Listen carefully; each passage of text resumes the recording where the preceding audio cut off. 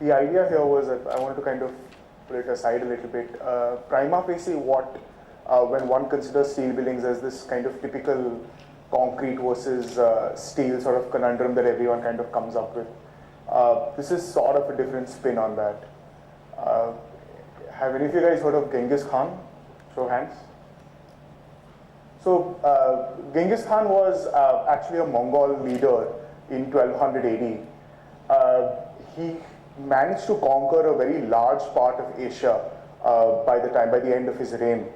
And there was something very interesting about what he was known for, is pioneering sort of war tactics and sort of innovating methodologies of war. One of the things which he's sort of known for is kind of figuring out a better bow. So at that time, the sort of main weapon of attack was a long bow. As we all know, a bow there is on the outside and inside. So on the outside there is tension, on the inside there is compression.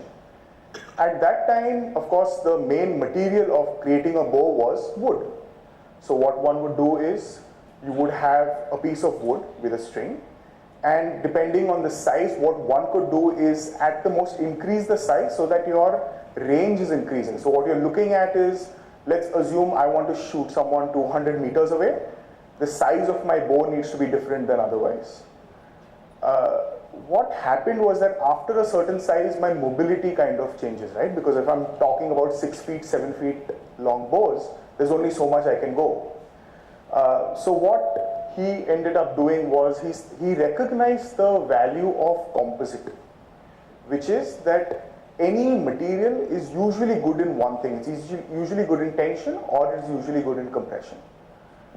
So what he did was, he kind of recognized that, you know what, why don't I find a material that's good in tension, why don't I find another material that's good in compression, and put them together, which is what he did. So what he did was, on the outside, he did something called sinew, which is from a deer's ankle, and on the inside he used buffalo horn. Buffalo horn was known to be good in compression. Sinew was known to be good in tension. So what you see is probably one of the first known examples of composite construction. So that's one of the reasons why he was extremely successful, because that was the only army that was able to have archers on horseback. Because usually archers would always stand in one place and, fire. Here, while I'm riding, I could shoot, and I could shoot for long distances. That's the sort of, at the maximum, he almost controlled 22% of the known world. So let's come to what we are here to talk about, which is buildings. We all know that we use our typical buildings, which we call today as RCC. Today we're using concrete for compression, we're using steel for tension, very, very sort of broadly looking at it. Now, this idea which is coming up today with, Steel Day, etc., where we're kind of trying to decide between steel and concrete. And it shouldn't be steel versus concrete, it should be steel plus concrete. But there is a range there. So we all know RCC, of course, uses steel for tension. There is the other end of the spectrum, which is completely PB structures, which is the presentation we just saw.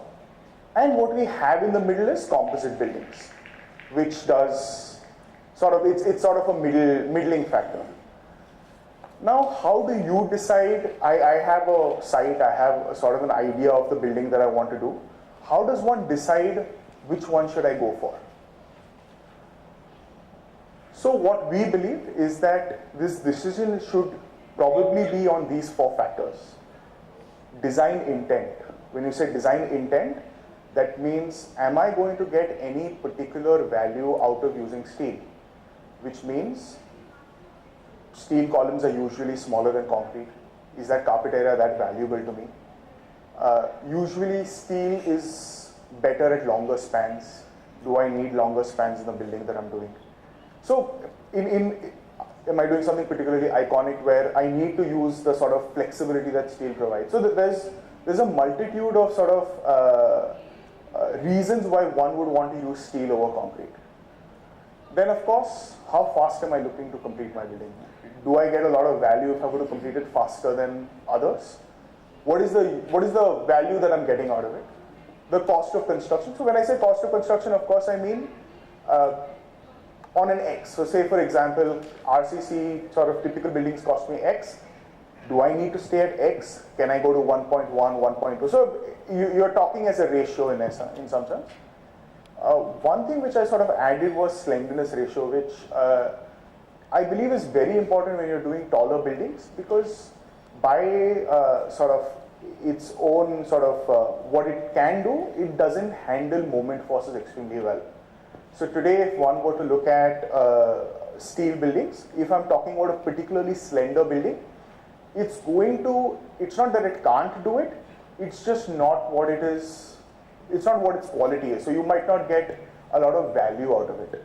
So I believe that these four sort of are very, very broad sort of categories with which one could kind of decide one way or the other. So just to kind of give you an understanding about us, we've done sort of quite a few steel buildings. Some of them are complete, some of them are sort of in process.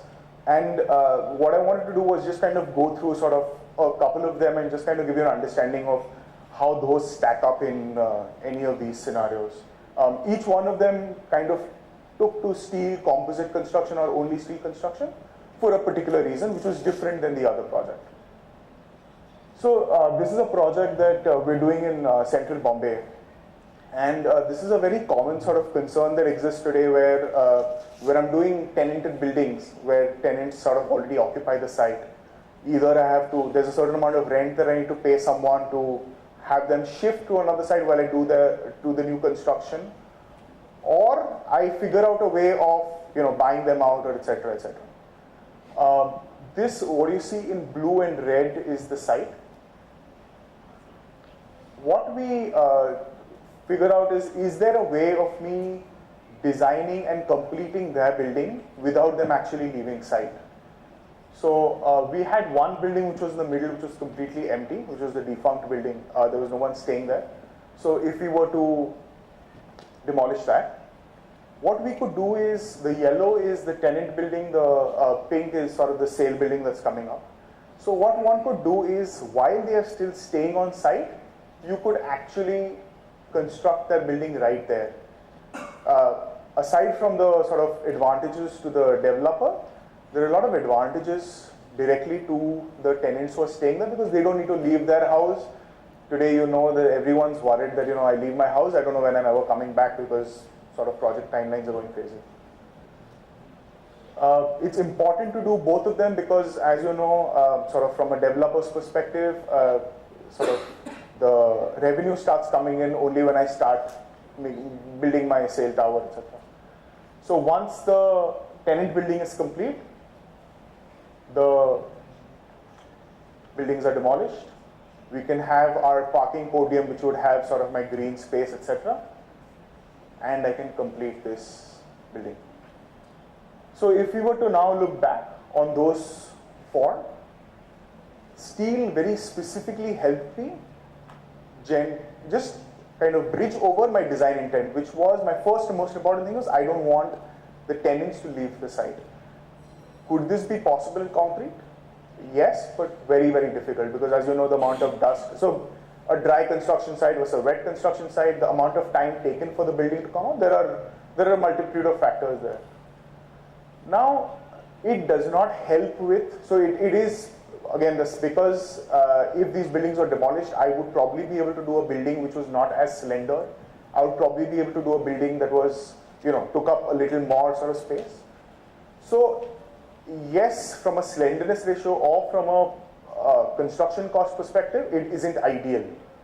But if I were to look at it not from a construction cost perspective, but from a project cost perspective, which would sort of factor in rent that you would have to pay, etc., it starts ticking that box also. This is another project that we're doing in Dadar. Again, a very slender building. The reason why I bring this up is because the first thing I said is it's not a good idea to do steel in a slender building. But here, the timeline of the project had gone so awry that the clients were very keen on kind of finishing this faster. So this is approximately a 204 meter tall building. The slenderness ratio on this building is approximately 13. So it was a particularly challenging building, and it was one of those projects where the client was actually coming to us saying, no, I want steel, I want steel. And we're like, but this is not the ideal place to do steel. And just to kind of very quickly kind of run through the sort of plan, what we finally ended up doing was the core, as you're aware that if you always do composite construction, usually what we do is we do a nice thick core, which takes most of your moments, and you do your surrounding columns, which are done in steel, which usually takes mostly gravity loads. Here, the way we designed, we ensured that the two shear walls at the top also occur in concrete. So what happens is that you actually design the building in such a way that you are able to increase the amount of concrete that one does and reduce the amount of steel, purely because asking steel to take moment forces is going to means it's not that it's not possible to do, it's just not an ideal thing to do. So you're kind of trying to figure out what is the brief, what is it that the building wants, or what is it that the client wants, and you figure out how best to achieve it within those sort of circumstances. So again, here very clearly sort of what is most important was design intent and speed of construction. Whether this kind of would be more costly, yes, it would be more costly than if I were to do RCC, but the sort of the brief was something different. What I would like to end with here is what if cost is the most important factor? So we've heard a lot about what you are actually doing when you are choosing RCC versus steel is you are choosing speed versus cost. That's sort of the thing that we've kind of been hearing all through the day. What if cost was the factor that decided this is my mode of construction? So this is a building that we're doing in New Bombay. This is a IT block, and here in New Bombay, you might be aware that as against the typical sort of commercial rents in BKC, etc., would be about 300 rupees a foot. Here we're talking about a typical rent of about 50 rupees a foot. So we're talking about an extremely cost-conscious sort of developer where everything kind of starts hitting the bottom line. What we did was we started looking at it as, we of course started designing it as both options, because going into a project, if you're not entirely sure, we always design for both options and we see which one kind of makes more sense. So what we did was we came up with an option of column sizes, etc. So here we have grids of about 8 meters to 10 meters that kind of run the project. One thing that you would notice is that the way the cores are aligned, my moments are entirely taken by my concrete core band, which occurs in the middle. So one of the first things we do is we try to ensure that my moments don't come on any of the steel columns. We try to make sure that all of that is usually taken by the concrete cores. And then as we kind of started going into more and more detail, we did the modeling, etc. We realized, you know what? Would it be possible to start looking at larger spans? Because we've always heard that steel is really good with larger spans. So we said, cost, yes, it's a very big constraint, but what other value can we add to the project? So we kind of did a lot of sort of back and forth with what the parking floors look like and what the residential floor, what the commercial floors look like.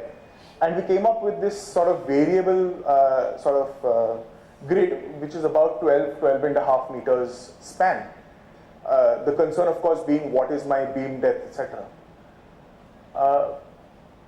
You'd be surprised to know, so we actually got that done. The column sizes and the beam sizes, if you actually get into the details, you would be very, very, our typical beam sizes are 400 deep.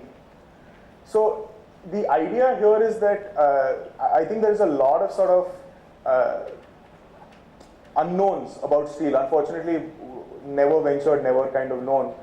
I think what one recognizes as you kind of go deeper and deeper into this subject is there are ways of sort of doing things which we did not know earlier. One thing I do want to mention is, so the project overall is sort of the IT block. And we're doing guest house and we're doing service apartments.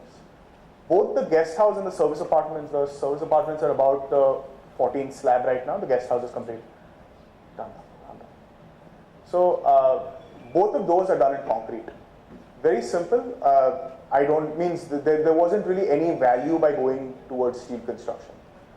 In IT, it is going to be pure leasable area. Is it possible to get it done in steel construction? Finally, the exact numbers, of course, I can't share with you. I can tell you that the building is right now on foundation. It's under construction. The final contract value was cheaper than RCC construction. So we started with cost of construction as our only sort of riding factor. We ended up being able to satisfy all of those things. So I would really like to say this, it's not only sort of RCC versus steel, speed versus cost.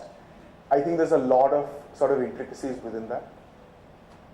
And it's important to recognize that not every project is going to be a match. So out of the whatever 70, 80 projects that we're doing right now, we're probably doing only 7, 8 projects in steel. We might be doing maybe 4 or 5 more, depending on sort of the client, etc. But not every project is a match for steel.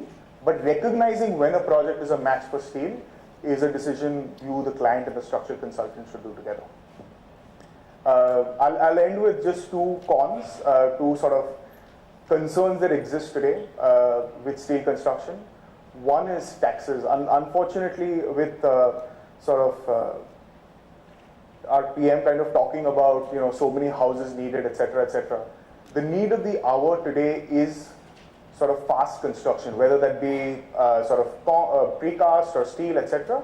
The need of the hour today is to make sure that we do off-site work. On-site is as little as possible.